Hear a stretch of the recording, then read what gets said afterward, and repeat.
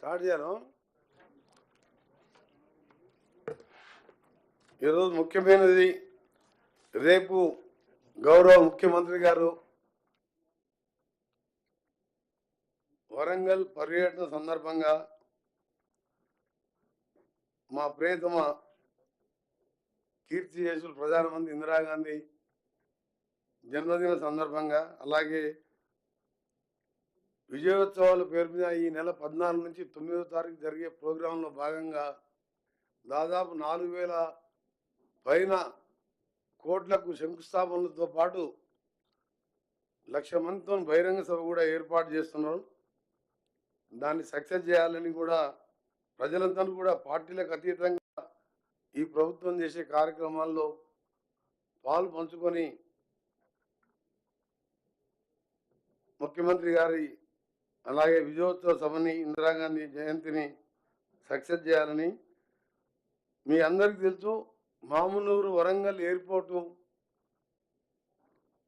నేను ఎమ్మెల్యే మొదటిసారి అంటే 6 సార్లు 99లో కాకముందుకెళ్ళి ఎయిర్పోర్ట్ గురించి వింటున్నాం.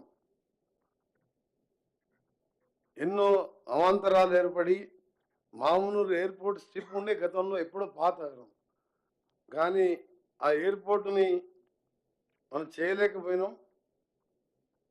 కానీ ఈ గవర్నమెంట్ వచ్చిన తర్వాత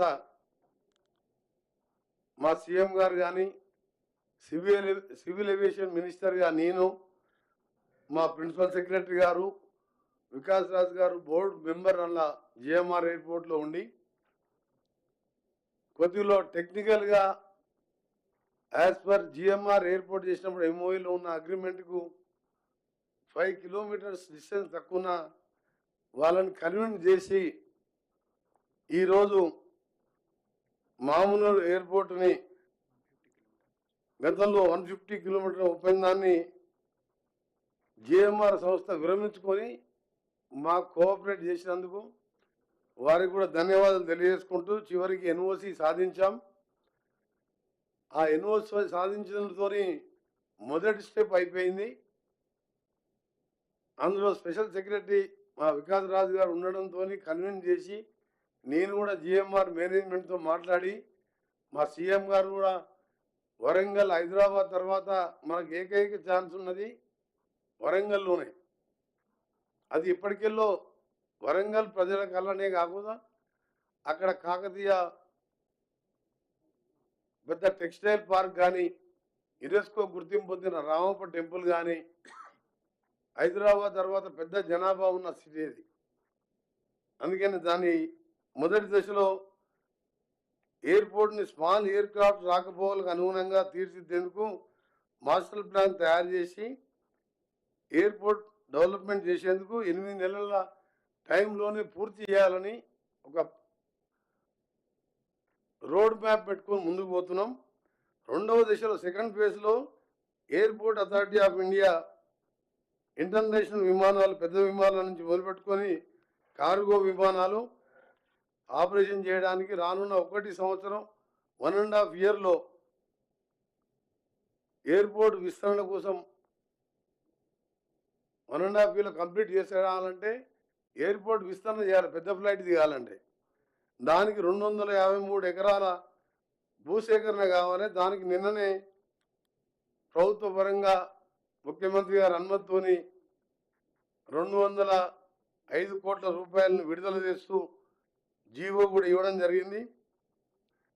మన దేశంలోని తిరుపతి, విజయవాడ, ఢిల్లీ, ముంబై, బెంగళూరు ప్రాంతాలకు రెగ్యులర్గా ప్యాసింజర్స్ తీసుకెళ్లే విధంగా పెద్ద విమానాలు నడపాలని కేంద్ర ప్రభుత్వాన్ని కోరాలని నిర్ణయించుకొని ఫస్ట్ వీక్ ఆఫ్ డిసెంబర్లో మన తెలుగువాడే అయిన ఆంధ్రప్రదేశ్ చెందిన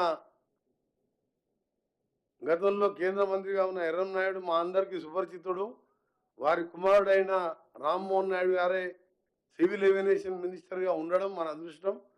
వారితో మాట్లాడి ఈ తిరుపతి, విజయవాడ, ఢిల్లీ, బాంబే, బెంగళూరు తీసుకెళ్లే విధంగా మినీ ఏటీఆర్ ఎయిర్క్రాఫ్ట్ కాకుండా పెద్ద ఫ్లైట్స్ కూడా ఏర్పాటు విషయంగా 1.5 ఇయర్లో చేయాలని రాష్ట్ర ప్రభుత్వం నిర్ణయం తీసుకొని గౌరవ ముఖ్యమంత్రి గారి నాయకత్వంలో దాన్ని వార్ ఫుటింగ్ బేసిస్లో చేయాలని నిర్ణయించుకోవడం జరిగింది.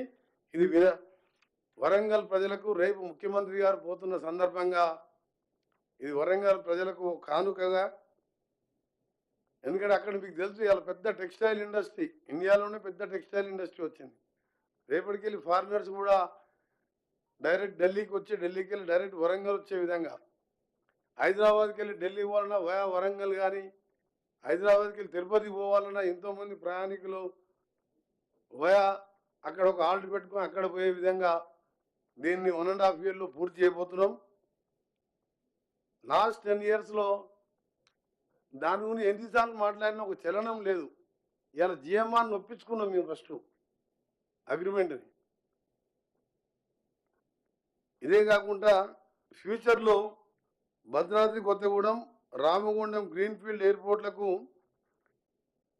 ఇమ్మీడియట్గా గతంలో నేను కూడా ప్రెస్లో చెప్పడం జరిగింది. భద్రాద్రి అంటే అక్కడ టెంపులే కాదు, ఐటీసీ కూడా ఉన్నది. దాంతోపాటు సింగరేణి హెడ్ క్వార్టర్ దగ్గర ఉన్నది. రామగుండం అంటే మీకు తెలుసు ఎన్టీపీసీ అలా పెద్ద ఎత్తున ఎక్స్పాన్షన్ కాకుండా పెద్ద ఇండస్ట్రియల్ ఏరియాగా మారింది. దాన్ని కూడా తప్పకుండా సాధించుకుంటాం. ఈ హైదరాబాద్తో పాటు ఈ 3 ఎయిర్పోర్ట్లని వచ్చే 4 సంవత్సరాల్లో పూర్తి చేయాలనే మా ప్లాన్. రెండవది, హైదరాబాద్ విజయవాడ రోడ్డు నేను ఎప్పుడు మీకు తెలుసు ఎంపీగా ఉన్నప్పుడు కూడా ఎన్నోసార్లు దాంట్లో పార్లమెంట్ దాదాపు 10-12 సార్లు రేజ్ చేయడం జరిగింది. కాకపోతే అప్పుడు జిఎంఆర్ సంస్థ మాకు 2022లో వాళ్ళు స్టార్ట్ చేయాలి యాజ్ పర్ ఫస్ట్ టెండర్లో వాళ్ళు బిడ్ దక్కించుకున్నప్పుడు. కానీ వాళ్ళు చేయకుండా వాళ్ళ 2035 వరకు టోల్ కలెక్షన్ చేసుకునే ఛాన్స్ ఉండే. వాళ్ళు ఏం చేసిందంటే మాకు 2 రాష్ట్రాలు విడిపోయినాయి కాబట్టి మాకు నష్టం వచ్చింది, మేము చేయమని చెప్తే అప్పుడు గడ్కరీ గారి దగ్గర, ప్రైమ్ మినిస్టర్ దగ్గర, పార్లమెంట్లో పలు అకేషన్స్లో, క్వశ్చన్ అవర్లో, డిబేట్లో మినిస్టర్ గారిని, ప్రైమ్ మినిస్టర్ కలిసి దాన్ని ఒప్పించడానికి ప్రయత్నం చేస్తే వారు ఒప్పుకోకపోతే నేను ఆర్ఎన్బి మినిస్టర్ అయిన తర్వాత దాన్ని వారి కంపెన్సేషన్ ఇచ్చి జిఎంఆర్ని మొత్తం క్లోజ్ చేపించి నేషనల్ హైవే ద్వారా ఇప్పుడు టోల్ కలెక్ట్ చేస్తున్నాం.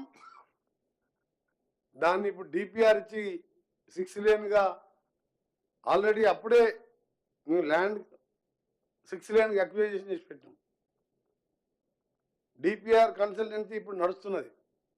వాళ్ళు డిసెంబర్ ఎండింగ్ గారు జనవరి మొదటి వారంలో ఇయ్యగానే టెండర్లు పిలిచి 6 లేన్గా మొదట చేయాలని చాలా సీరియస్గా పెట్టుకున్నాం. మా టార్గెట్ ఎందుకంటే మేము రోజు ఆ రోడ్లో పోతున్నాం. భువనగిరి, సూర్యాపేట, కోదాడు వరకు విపరీతమైన ట్రాఫిక్ 2 రాష్ట్రాలు అయినాక. దాన్ని వాళ్ళు ఎంత పట్టుబట్టినట్టే జిఎంఆర్ వాళ్ళు హైకోర్టులో ఆర్బిట్రేషన్ ఎక్కువ చేయాలి. కానీ దాన్ని గడ్కరీ గారు కూడా బాగా సహకరించి వెంటనే వారిని ఒక అమౌంట్ సెటిల్ చేసి క్లోజ్ చేసి అలా ఫిబ్రవరి వరకల్లా 6 లేన్ స్టార్ట్ చేసే విధంగా అన్నీ కూడా పూర్తయ్యే స్టేజ్లో, డిపిఆర్ పూర్తయ్యే స్టేజ్లో ఉన్నది. ఇంకా హైదరాబాద్కు సంబంధించిన పోయిన గవర్నమెంట్ చేసిన ఘనకార్యాల గురించి చెప్పాలంటే హైదరాబాద్కు తెలుసు, మీరు ఉప్పల్ అంటే మన మెట్రో స్టేషన్ డిపో, అది అటు పోతే LB Nagar, Kamineni, Vijayawada highway left side వస్తే సికింద్రాబాద్, రైట్ పోతే వరంగల్, యాదగిరిగుట్ట, భువనగిరి, అదే హబ్. అది పెద్ద బిజీ షెడ్. అటు షామీర్పేట కానీ అవుటర్ రింగ్ రోడ్ ఎక్కే కానీ దాన్ని 2018లో పోయిన గవర్నమెంట్ శంకుస్థాపన చేసి ఇప్పటికి 30% వర్క్ చేసిండ్రు. మేము 11 నెలలకెళ్ళి మేము మా సెక్రటరీ గారు దాన్ని ఎప్పుడెప్పుడు ఫాలోఅప్ చేసుకుంటూ కింద లేయర్ వర్క్ స్టార్ట్ చేసుకుంటూ పైన కాంట్రాక్టర్ చేస్తాడా లేదా ఆలోచించి కేంద్రంలో ఎన్ఎస్ఏ వాళ్ళతో మాట్లాడి దగ్గర స్లాబ్స్ తప్ప పిల్లర్స్ అన్ని పూర్తి చేసినాం. 1-2 పిల్లర్స్ మిగిలినాయి. దాదాపు 50% పూర్తి అయింది. దాన్ని ఉప్పల్ చౌరస్తా నుంచి CPRI central power research institute Narapally వరకు ఆ విలేజ్ వరకు ఉన్నది. మేడిపల్లి నుంచి సిపిఆర్ఐ వరకు ఫ్లైఓవర్ నిర్మాణం దగ్గర పూర్తి కావచ్చింది. ఇంకా 5 కిలోమీటర్లకు బ్యాలెన్స్ ఉన్నది.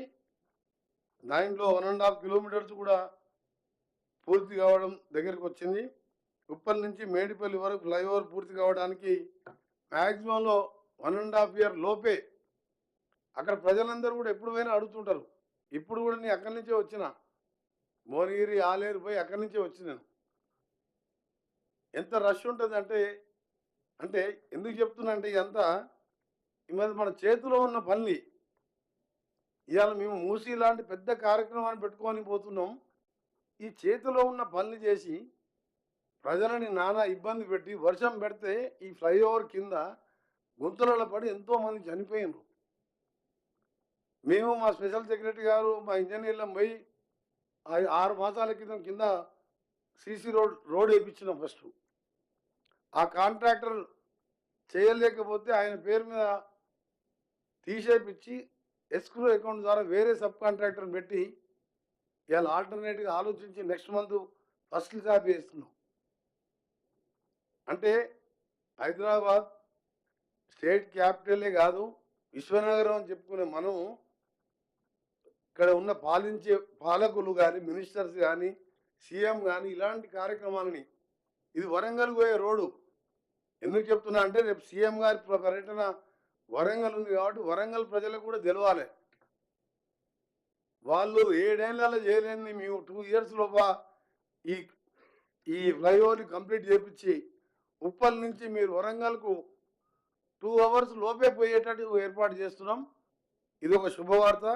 దీన్ని కూడా మా డిపార్ట్మెంటు మాకు ఎందుకంటే మధ్యలో 8 నెలల సమయం దొరికింది. 3 మాసాలు ఎలక్షన్ కోడ్లో రివ్యూ చేసుకోక ఆ తర్వాత మా స్పెషల్ చీఫ్ సెక్రటరీ గారు, స్పెషల్ సెక్రటరీ గారు, మా సిఈ గారు, మా ఆఫీసర్ ఈఎన్సీస్, కొత్తగా 156 మంది ఏఈలు వచ్చిన మాకు వారందరి సహకారంతో ఈరోజు ఆర్ఎండ్బి డిపార్ట్మెంటే కాదు, సివిల్ ఏవియేషన్ డిపార్ట్మెంట్ శాఖ మంత్రిగా ఇవన్నీ ప్లాన్ చేసుకుంటూ మీ అందరు ఎదురు చూస్తున్న రీజనల్ లింక్ రోడ్ ఎప్పుడు అనౌన్స్ అయిందంటే ఇది 2018లో అనౌన్స్ చేసిన క్యాబినెట్ తీర్మానం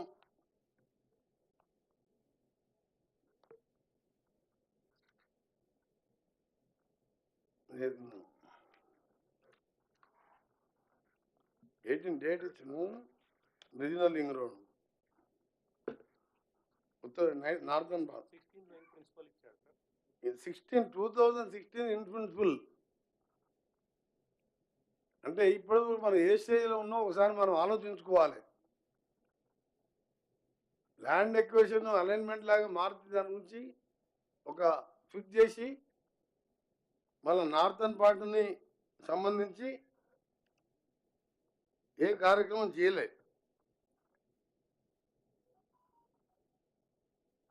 వాస్తవం జనరల్ 80% పూర్తి అయితే టెండర్లు పిలవచ్చు.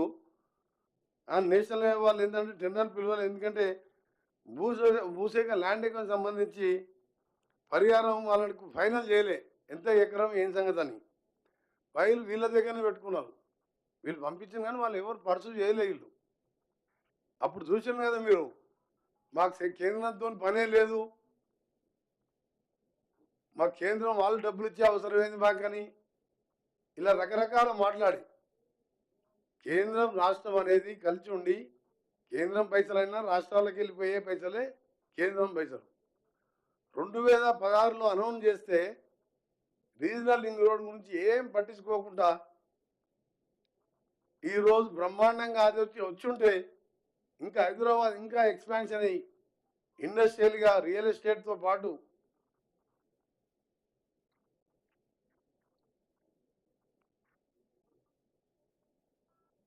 ఇప్పుడు మేము ల్యాండ్ ఎక్విజిషన్ కూడా నెక్స్ట్ మంత్ స్టార్ట్ చేస్తున్నాం.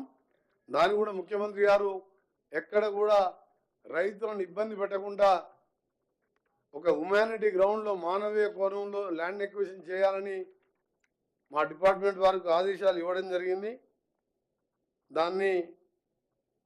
దానికి సంబంధించి ఎన్హెచ్కి పూర్తి ఇన్ఫర్మేషను వారికి కావాల్సిన కోఆపరేషన్ కూడా అందించుకుంటూ ప్రాజెక్టు నిర్మాణాన్ని కూడా వేగవంతం చేయాలని డిసైడ్ చేయడం జరిగింది. Regional ring road northern part కోసము 1895 హెక్టార్ల భూమిని ఇప్పటివరకు చేయవలసి ఉండగా ఇప్పటిదాకా 1862 హెక్టార్ల భూమి కోసం 3D నోటిఫికేషన్ జారీ చేయడం జరిగింది. మీకు అన్ని డీటెయిల్ ఇస్తాం. ఇదంతా కూడా ట్రాన్స్పరెంట్గా చేస్తున్నాం. అందులో 1320 హెక్టార్లకు డ్రాఫ్ట్ అవార్డులు ప్రిపరేషన్ జరిగింది. మరియు 427 హెక్టార్ల భూమికి అవార్డు ఎంక్వైరీ జరుగుతున్నది. 94 హెక్టార్ల భూమి వివిధ దశల్లో కోర్టు కేసులో ఉన్నది. ఇవన్నీ ఎందుకు చెప్తున్నామంటే ఒక ప్లాన్ ప్రకారం హైదరాబాద్ సిటీని గతంలో ఓఆర్ఆర్ కాంగ్రెస్ పార్టీ 2004లో పేపర్కే పరిమితం అయితే దాన్ని ఏ విధంగా వార్ ఫుటింగ్లో పూర్తి చేసి అదే ఏరియాలో ఎయిర్పోర్ట్ నిర్మించి దాని పక్కనే కోకాపేట్ ఎస్సీజెడ్ కానీ పక్కకే ఫైనాన్షియల్ డిస్ట్రిక్ట్ నిర్మించి ఇలా హైదరాబాద్ని ఒక వరల్డ్ మ్యాప్లో ఉంటుందంటే అప్పటి ఓఆర్ఆర్ ఇవాళ మళ్ళీ ఈ రీజనల్ రింగ్ రోడ్డు మరొక సూపర్ గేమ్ చేంజర్గా హైదరాబాద్ని అన్ని విధాల ముందుకు తీసుకునే విధంగా ఈ కార్యక్రమాలను కూడా స్పీడప్ చేయాలని నిర్ణయించుకున్నాం. అలా మీరు చూసిందో అలా ఎయిర్పోర్ట్ కానివ్వండి, హైదరాబాద్ విజయవాడ 6 లేను గడ్కరీ గారిని వెంటనే ఒప్పించి దాన్ని చేయడం కానివ్వండి. ఇంకొకటి మన శ్రీశైలంకు ఈ ఆర్ఓపి పెట్టలే ఎలివేటెడ్ కారిడార్ శ్రీశైలంకి మనం పోయే రోడ్డుని రిజర్వ్ ఫారెస్ట్ గుండా పోతుంటే సీఎం గారు నేను ప్రైమ్ మినిస్టర్ మన గడ్కరీ గారిని కలిసినప్పుడు అక్కడ మాకు ఎలివేటెడ్ కారిడార్ కావాలి అని చెప్తే 62 కిలోమీటర్స్ని సింగిల్ పిల్లర్తో డిపిఆర్ తయారు చేయమని చెప్పి వాళ్ళు ఎన్హెచ్ఏ వారికి గడ్కరీ గారు ఇన్స్ట్రక్షన్ ఇవ్వడం జరిగింది. దాదాపు 7,000 కోట్ల ప్రాజెక్ట్ అది రిజర్వ్ ఫారెస్ట్ కాబట్టి రోడ్ వెయిటింగ్ ఛాన్స్ ఉండదు. తప్పకుండా మాకు పూర్తి నమ్మకం ఉన్నది. గడ్కరీ గారు మాట్లాడిన తర్వాత, నేను గౌరవ సీఎం గారు మాట్లాడిన తర్వాత మాకు మంచి నమ్మకం ఏర్పడ్డది. దాన్ని కూడా 1 సంవత్సరం లోపు డిపిఆర్ పూర్తి చేపించి శాంక్షన్ చేపిస్తే ఇటు రాయలసీమ ఆంధ్ర పోయే వాళ్ళకు కూడా షార్ట్ కట్ అవడే కాకుండా గతంలో ఛత్రపతి శివాజీ మహారాజ్ శ్రీశైలం రావాలంటే గుర్రం మీద ఆ రేడియాలు పోతున్నాయి. దానికి ఒక చరిత్ర ఉన్నది ఆ రోడ్డుకు.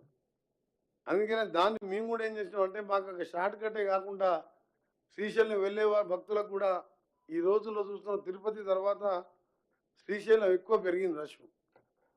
అందుకని దాన్ని కూడా ప్రయత్నం చేసి మిగిలిన ఫ్లైఓవర్స్, మిగిలిన నేషనల్ హైవే రోడ్స్ని అన్నీ కూడా phase wise land acquisition speed up చేసి ముందుకు పోతున్నాం. ఇందులో ముఖ్యమైనది మామూలు ఎయిర్పోర్ట్ రేపు ముఖ్యమంత్రి గారి పర్యటన ఉన్నది. దాంతోపాటు దాన్ని ఇలా గతంలో ఫస్ట్ ఏంటంటే చిన్న ఏటీఆర్ ఫ్లైట్లు దిగే విధంగా అనుకున్నాం. కానీ లాస్ట్ వీక్ ముఖ్యమంత్రి గారితో మాట్లాడి మా డిపార్ట్మెంట్ అంతా చర్చించి పెద్ద ఫ్లైట్లు కూడా దిగే విధంగా ఏర్పాటు చేయడం జరిగింది. దానికి సంబంధించి నిన్న 253 కిలోమీటర్లకు 205 కోట్లు రిలీజ్ చేయడం జరిగింది. వచ్చే నెల ల్యాండ్ ఎక్విజిషన్ కూడా స్టార్ట్ చేస్తాం.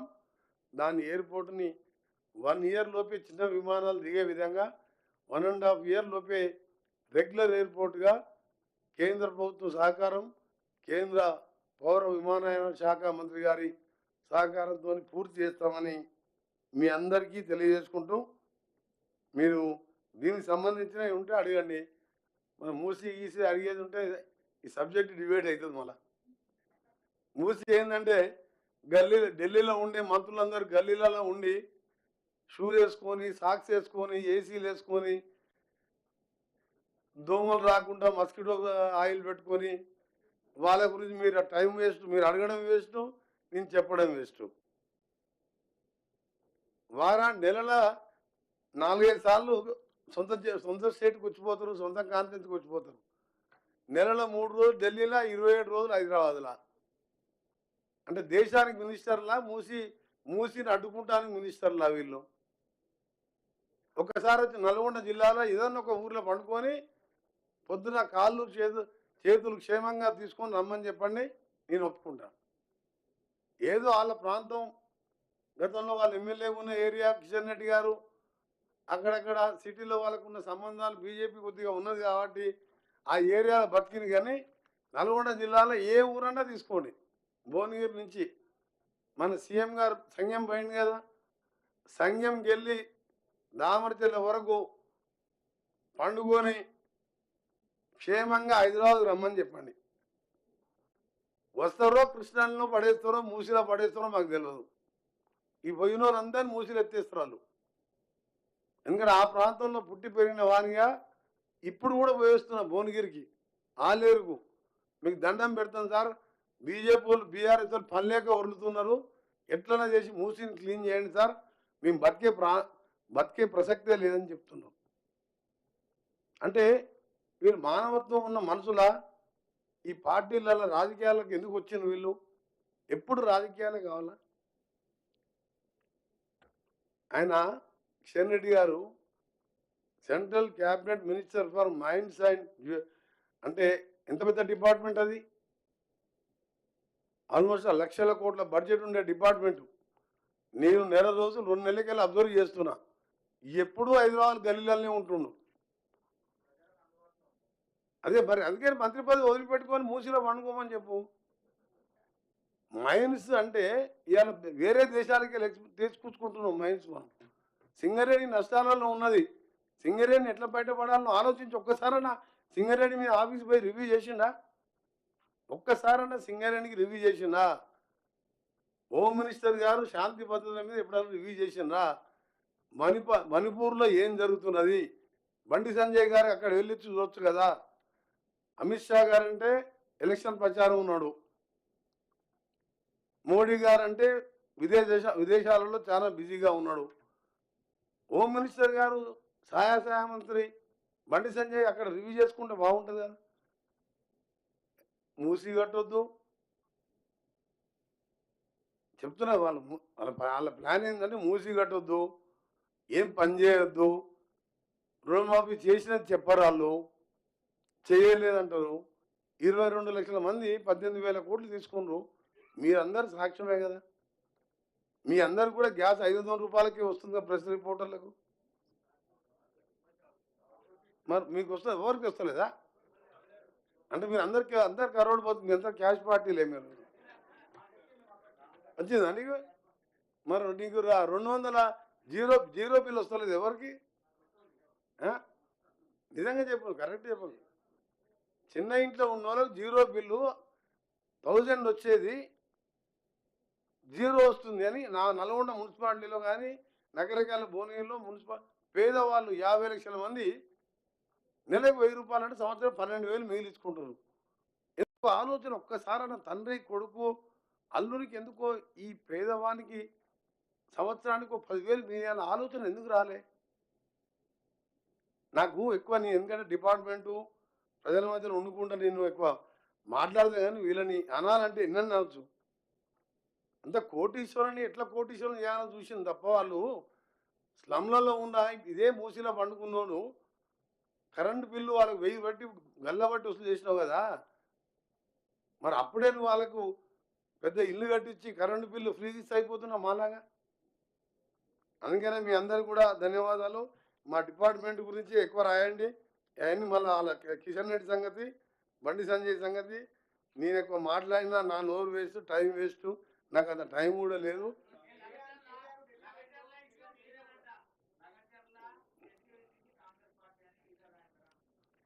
లగచర్ల గురించి మాట్లాడినప్పుడు కేటీఆర్ వాళ్ళ నాయన బషీర్బాగ్లో కాల్పులు జరిపినప్పుడు డిప్యూటీ స్పీకర్గా ఉండి రైతులను కరెంటు బిల్లు తగ్గియమంటే కాల్చి చంపిన దాంట్లో చంద్రబాబు నాయుడు తర్వాత పెద్ద పాత్ర కేసీఆర్ గారిది.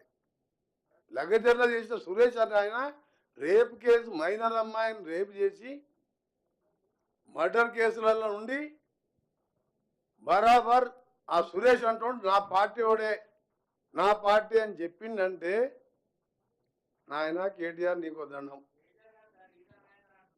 కేటీఆర్ అన్న నీకు తెలియదు ఇంకా.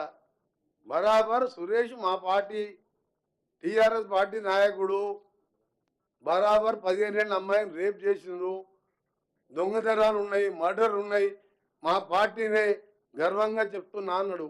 అందుకనే దండం చెప్తున్నా కేటీఆర్కు. అలాంటి రేపిస్టులను పార్టీలో పెట్టి నువ్వు అమెరికాలో చదువుకున్నావు అంటే ఎవరు నమ్మాలి?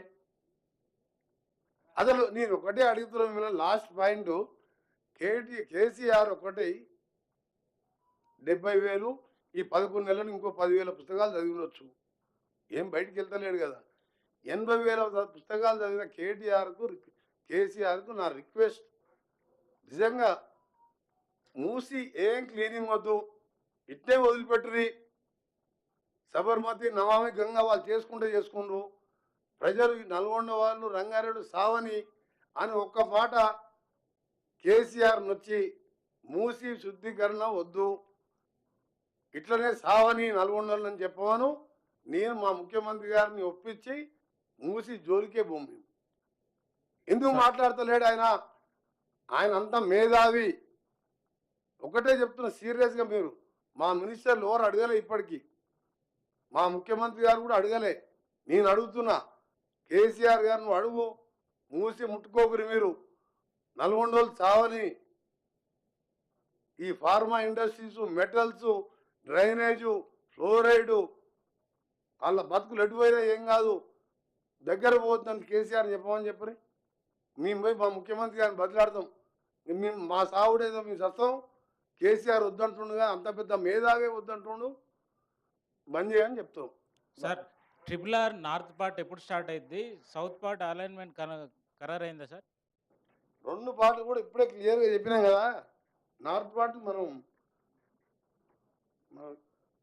Northern part